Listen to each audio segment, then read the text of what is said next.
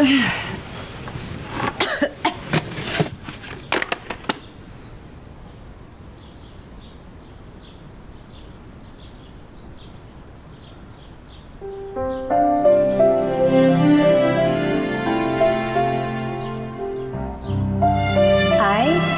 Ruth Madriaga, take you Mateo to be my wedded husband, for better or worse, for richer and poorer, and to cherish for this day forward.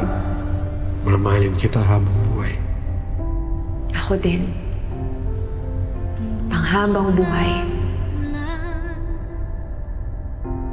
Simoy ng dapit hapon, sinag ng buwan, batis na malinaw, dagat na bughaw. Kayo ng Panginoon kong Jesus ng aking buhay, saan man ako. Lagi mo na akong makikita. Basta huwag ka lang mawawala. Ika'y naroroon, tumalikod man sa'yo. Dakilang pag-ibig mo sa'kin, tatawag at magpapaalala. Ako'y iyong kinikilig at siyang Baka sa susunod na birthday mo, matupad na yung wish mo. Makatungtong ka na, tsaka makakanta ka na. Kagaya ni Papa. Basta pray lang tayo ng pray palagi.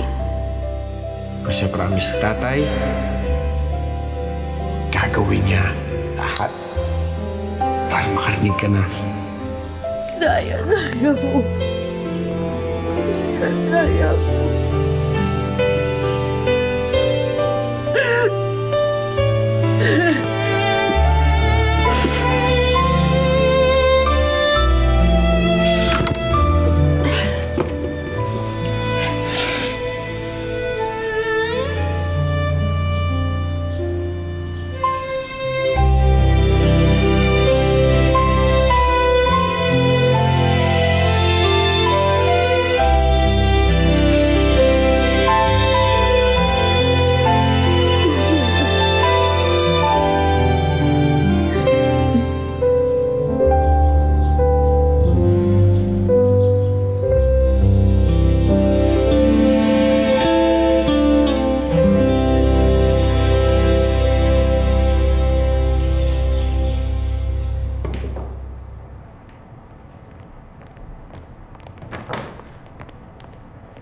Boss, pinatawag mo kami.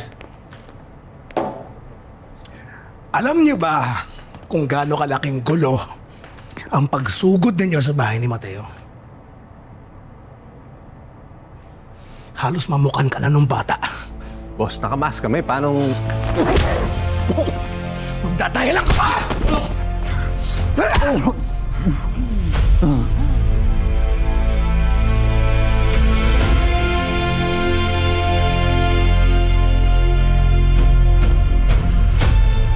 Boss, bumalik kami. Nagbabaskalan lang na baka nandun yung bag. Pero wala naman nasaktan. Wala kang nasaktan. Pero nakita ka nga nung bata!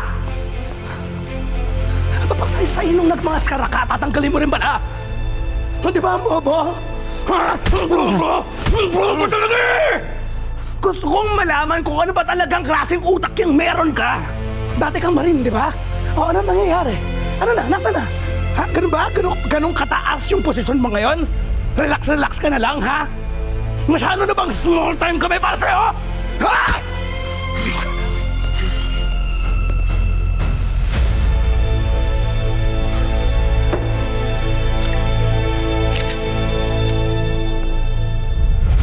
Huling beses ko na itong uulitin sa inyong tatlo, ha? Wag na wag kayo magpapakita sa pamilya ni Mateo! Naiintindihan niyo? Hiram! Dwayne? Kayong dalawa, mainit na yung pagmumukha ninyo doon sa bahay na yon. Sige, subukan niyo. Subukan niyo lang. Subukan mo lang bumalik at magpakita kayo doon sa pamilya nila. Tapusin ko talaga kayong tatlo. Nagkakaintindihan ba tayo? Yes, boss.